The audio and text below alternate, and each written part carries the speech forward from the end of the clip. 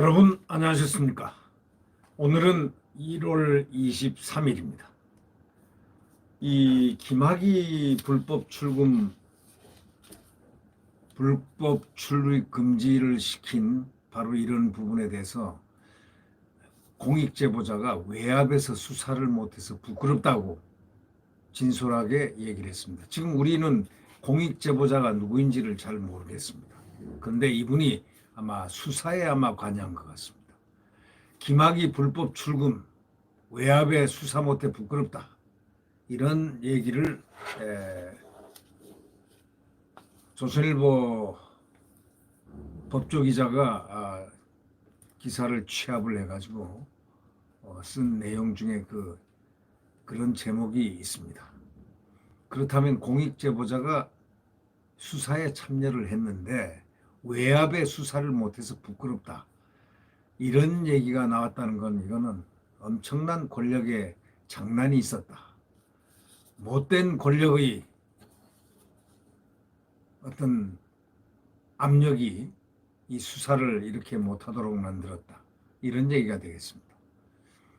김학의 전 차관 불법 출국 금지 및 은폐 사건의 그 공익제보자.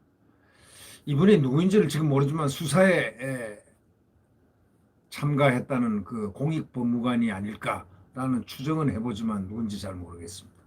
지난 21일 그 관련 사건에 대해서 수사 중단 외압을 추가로 폭로했습니다. 국가 권력의 불법을 계속 수사하지 못하고 중단한 당시 판단을 무척 부끄럽게 생각하고 후회한다고 자신의 고민을 밝혔습니다. 그러면서 2년이 지났지만 늦게라도 국가기관에 의한 인권 침해를 바로잡고 불법을 저지른 자들에게 법에 따른 정당한 처벌을 바라는 마음으로 공익신고했다. 이렇게 밝혔습니다. 이 조선일보가 입수한 14쪽짜리 분량의 그 추가 공익신고서에 따르면은 이 공익제보자는 이렇게 얘기합니다. 허위 공문서 작성, 불법 정보조회 등의 혐의를 규명을 하여 단죄할 의무를 제대로 이행 못했다. 수사를 중단한 책임은 신고인 나에게 있으며 신고인이 져야 할 책임을 절대 회피할 생각도 없다. 이렇게 밝혔습니다. 이렇다면 공익신고자가 이 수사에 참여했다는 사실을 우리가 간접적으로 인지할 수 있겠습니다. 이 신고인이 말이죠. 그리고 또 신고인 자체는 그때 수사를 피했다는 그 사실에 대해서 책임을 회피할 생각도 없다고까지 고백을 하고 있습니다. 이 공익신고에 정치적인 의도나 고려는 전혀 없다. 자기는 정치적인 목적이라든가 무슨 정치적인 고려 이런 것 때문에 지금 이렇게 신고한 게 절대 아니다. 라는 걸 재삼 밝히고 있습니다. 2019년 4월에 그 수원지검 안양지청은 법무부의 수사 의뢰로 공익법무관들이 김 전 차관 측에 출국 금지 여부에 대한 정보를 유출한 의혹을 수사하는 과정에서 이규원 대검 진상조사단 소속 검사의 서류 조작, 또 법무부 출입국 공무원들이 벌인 그 무단 출국 정보조회 이걸 알게 돼 가지고 있었지만, 그러나 이거에 대한 수사는 대검 반부패부에서 이 외압으로 내렸기 때문에 거의 중단된 상태고, 그러니까 결국 뭐냐면 대검 반부패부장이 그 당시에 이성윤이었습니다.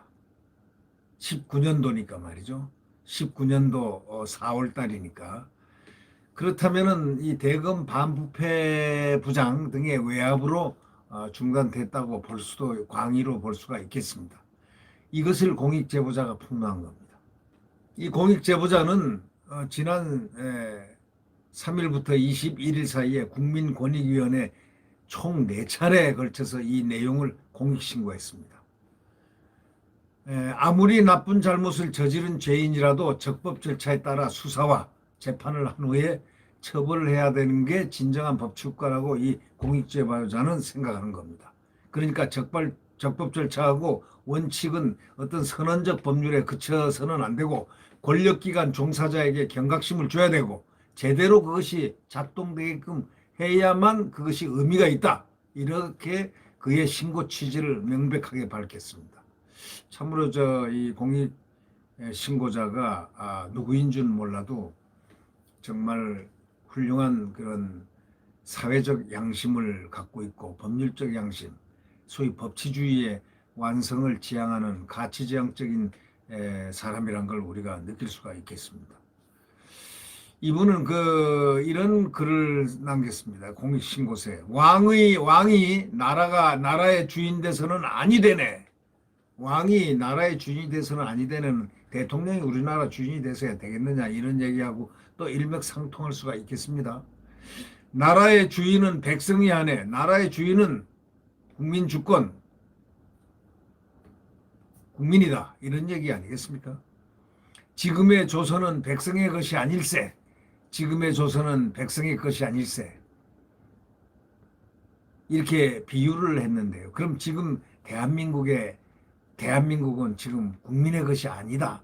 이런 의미로 들려집니다. 백성을 위해 일하는 자들이, 국민을 위해서 일하는 자들이 그런 뜻 아니겠습니까?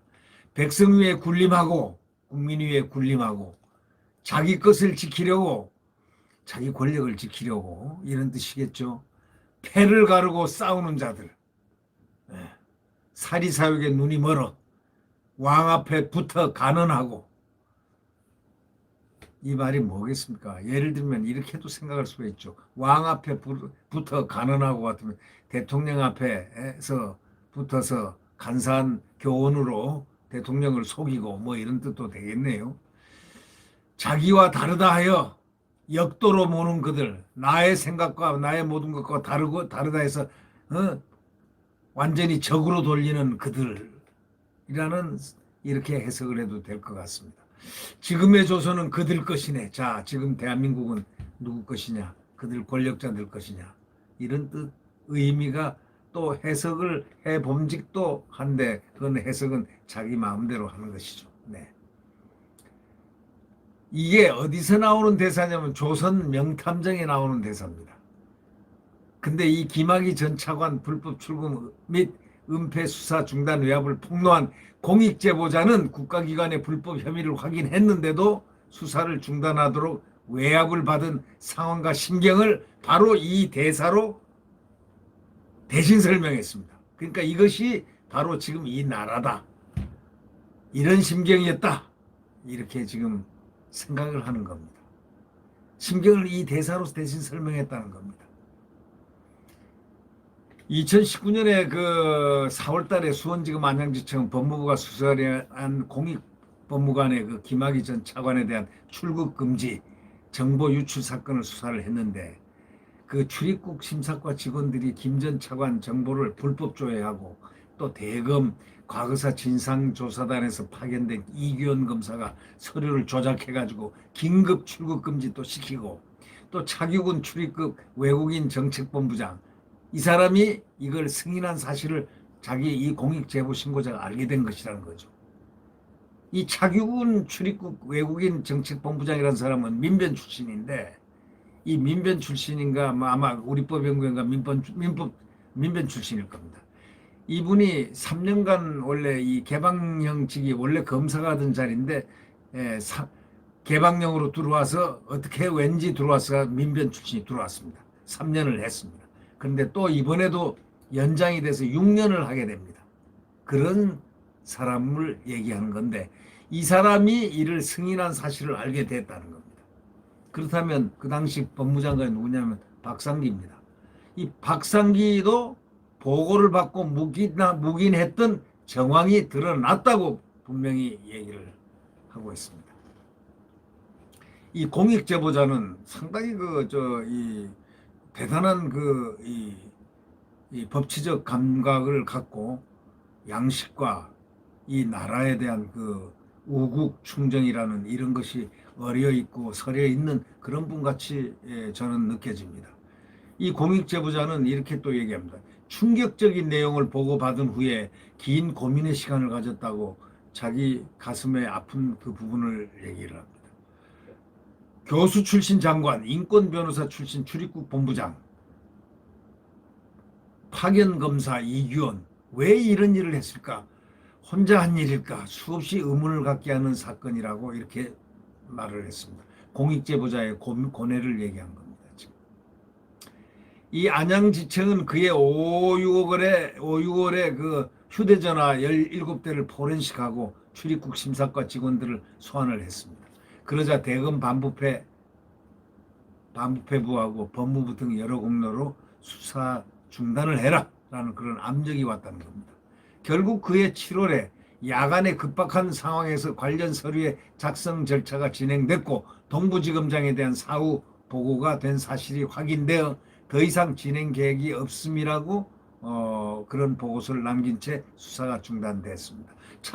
제가 참고로 얘기 드리는데 윤석열 검찰청장은 이해 7월 말경에 7월 26일인가 5일인가 그때 부임을 했습니다. 그러니까 윤석열 검찰총장하고는 전혀 관계없는 일입니다. 이 검찰 자체도 말이죠. 네. 제보자고 그로부터 2년이 지나가지고 공익제보에 나선 것은 당시 판단에 대한 부끄러움과 후회 때문이었다고 합니다. 왜 그럼 2년이 지나가지고 공익제보에 나섰냐?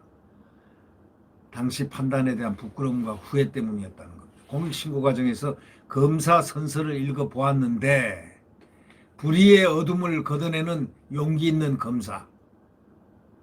공익신고 과정에서 이 검사 선서를 읽어보았다는 겁니다. 불의의 어둠을 걷어내는 용기 있는 검사, 힘없고 소외된 사람들을 돌보는 따뜻한 검사, 오로지 진실만을 따라가는 공평한 검사, 그런 문구가 있었습니다.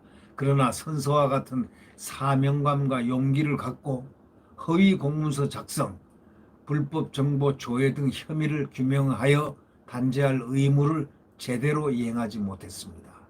이분이 아마 검사 출신일 것 같다는, 그 당시에 공익법무관이니까 아마 그런 느낌을 지금 갖게 합니다. 그 후 법치주의가 왜곡돼가는 상황을 보면서 불법 출국 금지가 선망받는 위치에 있는 사람들이 자기 역할을 다하지 않아서 생긴 사건인 만큼 나도 또한 책임 있는 자리에서 책무를 회피하면 안 된다는 생각에 공익신고를 결심했다고 이렇게 말을 했습니다. 이분은 또 이렇게 얘기했습니다. 공익신고 홈페이지에다가 제출 버튼을 누르는 일이 제일 어려웠다고 했습니다. 만감이 교차했다고 합니다. 그러나 막상 버튼 누르고 나니 잘했다는 생각이 들고 시원한 느낌이 들었다는 바로 그런 수레까지 남겼습니다. 그의 제보는 큰 파장을 불러왔죠. 지금 법무부 대검 등에 대해서 대대적 압수수색까지 지금 이어지고 있습니다. 윤석열 총장은 이것을 반드시 파헤칠 것 같습니다. 그는 두렵기도 하고 막중한 책임감도 든다 했습니다. 이걸 제보를 했으니까. 수사 중단에 대한 책임을 회피할 생각이 없다. 앞으로 조사 과정에 협조하겠다 그랬습니다. 수사 중단에 대한 책임을 회피할 생각이 없고 앞으로 조사 과정에 협조하겠다고도 했습니다. 그러면서 향후 재판 과정을 통해 한 사람, 그 김 전 차관에 대해서 왜 국가기관 전체가 나섰는지 반드시 기록으로 남겨야 한다고 이렇게 얘기했습니다. 이 공익제보자가 참으로 훌륭한 분 같습니다. 공익제보 이후 일각에서 김학의 비리 옹호, 추미애 사단 찍어내기 이렇게 보는 것에 대한 입장을 또 밝혔습니다. 그는 이렇게 얘기했습니다. 김 전 차관과 아무 인연도 없다. 나는 고위공직자로서 국민적 공분을 일으킨 그를 옹호할 생각도 전혀 없다. 오로지 진실을 찾아 인권 침해를 바로잡고 정당한 처벌을 바라는 마음으로 신고했다. 이렇게 밝혔습니다. 그리고 그는 김학의 사건만은 법치주의와 적법 절차의 예외로 인정하자는 견해에는 동의할 수 없다. 이렇게 얘기했습니다. 이런저런 핑계로 적법 절차 예외를 인정하기 시작하면 결국 자신과 가족, 친지도 다 불법 수사를 받게 되고 구금되거나 처벌받을 수 있게 되지 않겠느냐. 그래서 이번 사건을 절차와 관련한 부차적 논란에 불과하다. 이렇게 해명한 법무부 입장의 위험성을 지적하기도 했습니다. 선한 목적을 위한 절차하자는 부차적이라고 이렇게 잘못된 지시가 정당화되면은 권력기관 종사자들이 증거를 조작해서 구속영장을 허위로 작성하는 무법시대로 후퇴한다. 이걸 우려했다고 얘기합니다. 참 훌륭한 공익제보자의 이 공익제보로 인해서 이 나라가 법치에 상당히 전환점이 이루어졌으면 하는 마음이 저는 상당히 깊습니다. 네. 구독 버튼과 엄지를 눌러주시면 감사하겠습니다. 구독 버튼과 엄지를 눌러주시면 고맙겠습니다. 안녕히 계십시오.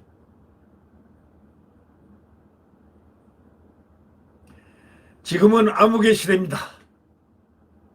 광풍이 불고 있습니다. 내일 태양은 떠오릅니다. 대한민국의 태양은 반드시 떠오릅니다. 자, 힘을 냅시다. 네.